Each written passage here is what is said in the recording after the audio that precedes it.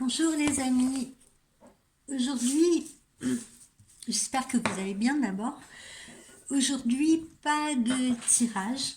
Les cartes que j'ai mis là, c'est un petit peu les cartes qui vont illustrer le dossier que je vais ouvrir avec vous, puisqu'aujourd'hui, je vais essayer de vous donner quelques conseils.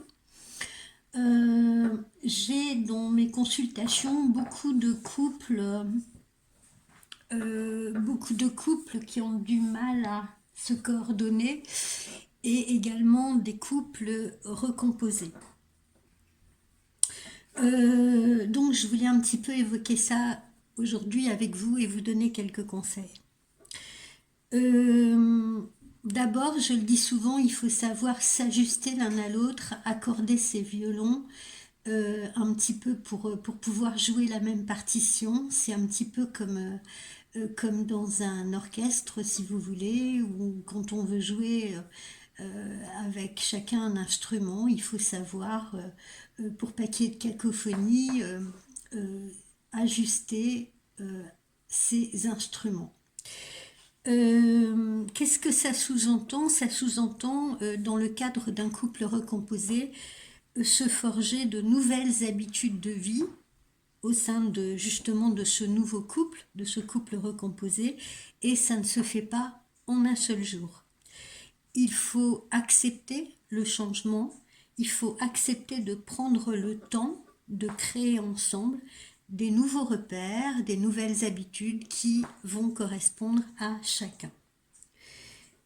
Quand on a l'habitude parfois de fonctionner tout seul, par exemple après une séparation, quand on a repris un peu une vie de célibataire et qu'on fonctionnait un petit peu en pilotage automatique, on a tendance à vouloir répéter dans ce nouveau couple qui va se former, et ça c'est valable pour un couple nouveau ou pour un couple recomposé, hein, bien sûr. Il va falloir...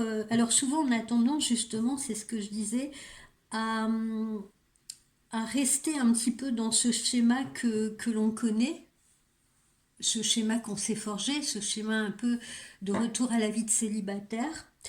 On a tendance à vouloir y demeurer parce que ça nous rassure.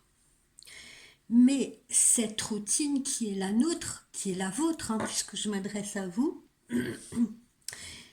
ne peut pas nécessairement convenir à votre nouveau partenaire. Dites-vous le bien. Et inversement d'ailleurs, hein, si lui s'est mis dans une certaine routine tout seul, eh bien, et qu'il décide de se mettre en couple avec vous, inversement, il se peut aussi que ses habitudes à lui ne vous conviennent pas. Pour s'accorder, qu'est-ce qu'il faut faire? Eh bien, il faut que chacun doit trouver d'abord les mots pour le dire. Communiquer. Modifier sa façon de vivre pour s'ajuster à l'autre, c'est en effet se donner les moyens de pouvoir pérenniser ce nouveau futur couple, d'accord? De lui donner une pérennité. Alors, ça veut dire quoi tout ça? Ça veut dire que parfois, il faut savoir, bon, je sais, c'est pas toujours facile, hein, mais il n'est pas facile de renoncer justement à ces habitudes, hein, dans lesquelles on s'est peut-être mis, je vous dis, après une séparation, quand on est resté un certain temps tout seul, célibataire, ou peut-être des habitudes qu'on avait prises dans un ancien couple, justement, hein, dans celui qu'on avait précédemment. Il n'est pas facile de renoncer à ces habitudes-là pour à nouveau cohabiter, co-construire une nouvelle relation de couple avec quelqu'un de nouveau. Alors c'est pour ça que je dis ça doit se faire en douceur. Ça doit se faire en douceur et ça nécessite ce dont les gens semblent manquer de plus en plus cruellement, à savoir la patience. Parce que tout le monde a l'air très très stressé et pressé en ce moment. Donc la patience. Pourquoi? Parce qu'en dehors de certains goûts qui peuvent diverger, être divergents, on peut supposer que euh, l'expérience que vous avez vécue précédemment a été difficile et que de ce fait, vous avez du mal, si vous voulez, à vouloir vous lancer dans une nouvelle vie commune. Vous vous dites, oh ben, ok, j'ai déjà eu une vie de couple auparavant, derrière ça, j'ai pris mes petites habitudes, je suis restée un peu seule, j'aimerais bien me remettre en couple à nouveau, me lancer dans une nouvelle vie, mais voilà, on a du mal à se jeter à l'eau. Il faut donc que les compromis, si vous voulez, euh, que les compromis passent par une espèce de contrat tacite entre les deux. Et cette étape-là, elle est nécessaire. Elle est nécessaire parce que elle doit vous rassurer tous les deux. Elle doit donner confiance justement sur la viabilité de ce nouveau couple. Et pour ça, ben, il faut faire preuve de créativité également. Quand vous dites-vous bien qu'il y a une différence aussi entre rencontrer, même si on a quelqu'un de nouveau dans sa vie, le rencontrer occasionnellement, c'est-à-dire par exemple le voir, je sais pas moi, les week-ends ou quelques jours dans la semaine, et à nouveau cohabiter avec cette personne sous le même toit. Parce que quand on n'est pas au quotidien avec quelqu'un, on n'a pas une réelle non plus connaissance de ses goûts, de ses rythmes, de ce que pourrait être justement cette vie quotidienne ensemble. Alors voilà, oui, ok, on se rend compte, on est très très amoureux, mais il y a une différence entre être amoureux et se connaître vraiment. Au début d'une relation, en général, on fait tout pour ne pas voir les difficultés éventuelles qui pourraient se présenter. On essaye même de les mettre de côté, on les occulte. On est dans le déni, on ne les voit pas. Donc il faut cette capacité à dialoguer. Au lieu d'essayer d'imposer son mode de fonctionnement à son partenaire, chacun doit chercher à faire un pas vers l'autre pour consolider justement cette future zone commune qu'aura le couple. C'est ça qu'il faut faire. Et c'est pas tant les habitudes ou le caractère de chacun qui parfois peut poser problème. Ça peut être aussi les enfants du couple. Parce que parfois les couples ont eu des enfants chacun de leur côté. Donc ça peut être les enfants. Il faut tenir compte aussi dans le cadre de familles recomposées de l'entourage du couple. Au début, ce couple, il est un peu maladroit, d'accord, il avance un peu sur des œufs, donc il peut se montrer maladroit. Et la maladresse peut entraîner des malentendus. Il ne faut pas essayer là aussi d'imposer en force ses enfants, sa famille, ses amis, parce que ça peut irriter l'autre en ce sens où il peut vivre ça comme une contrainte.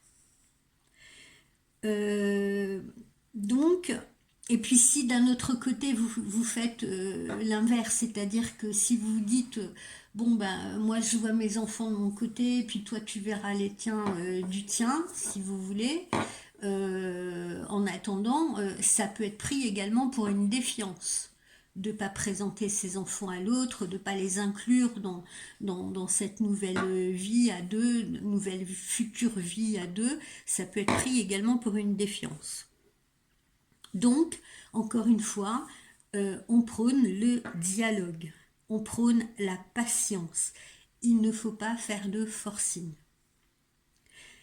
Et c'est comme ça que de nouvelles habitudes pourront se mettre en place, qui seront des habitudes communes à ce nouveau couple. Quand on recompose un couple, la question qu'on peut se poser, c'est ça. Faut-il réellement être prêt à changer ses habitudes.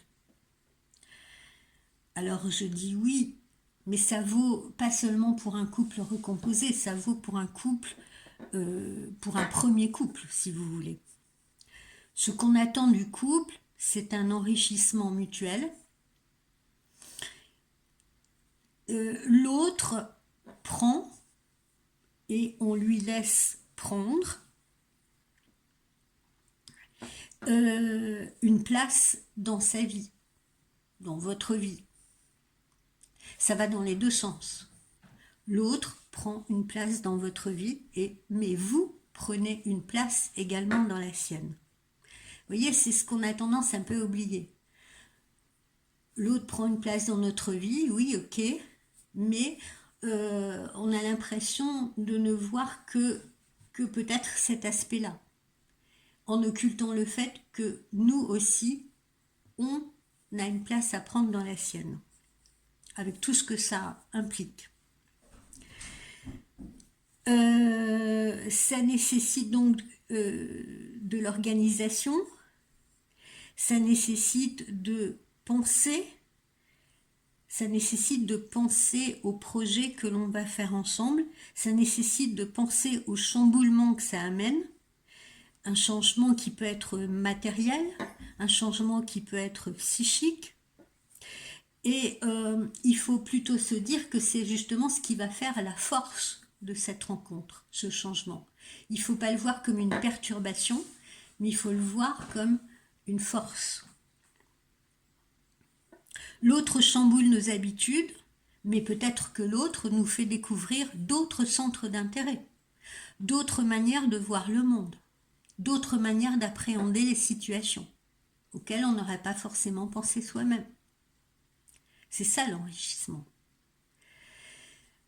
Comment créer de nouveaux rituels à deux ? Il faut juste faire preuve d'un peu d'imagination. Il faut proposer, ne pas hésiter à proposer. Chacun son tour et chacun peut participer à ces propositions.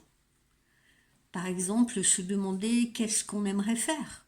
Déjà au niveau du quotidien, au niveau de ce qu'il y a à faire dans la maison. Qu'est-ce que tu aimes faire toi ? Qu'est-ce que tu n'aimes pas faire ? Qu'est-ce que tu aimerais prendre en charge ? Qu'est-ce que tu n'as pas du tout envie de prendre en charge ? À quoi es-tu prêt ? En quoi es-tu prêt ? Quelle sera ta contribution, je veux dire. On peut parler de projets plus ambitieux, des voyages à faire ensemble. Pourquoi pas un déménagement ou un emménagement. Des choses qu'on n'a pas forcément fait au préalable dans une relation précédente. Vous voyez ? On peut décider de partir sur justement de tout nouveaux projets, des choses qu'on n'a jamais fait avant. C'est ça qui est intéressant. Créer, inventer. Donc il faut discuter. Essayez de voir à deux quelles sont les habitudes ou les petits rituels qui pourront vous rendre la vie plus confortable, plus agréable à vivre, plus douce.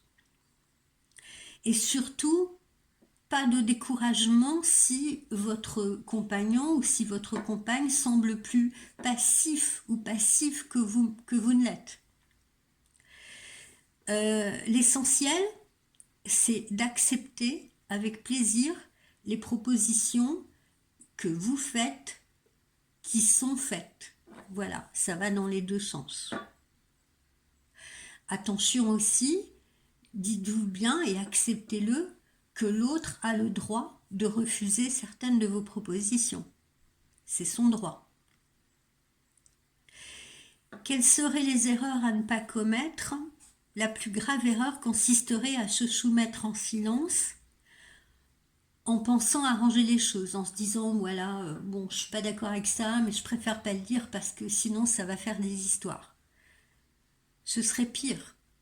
Ce serait pire parce que qu'est-ce que ça voudrait dire ? Ça voudrait dire déjà ne pas faire confiance à son partenaire ou à sa partenaire et lui cacher ce qui peut nous blesser dans ses habitudes, dans son mode de vie, et qui ne nous conviendrait pas.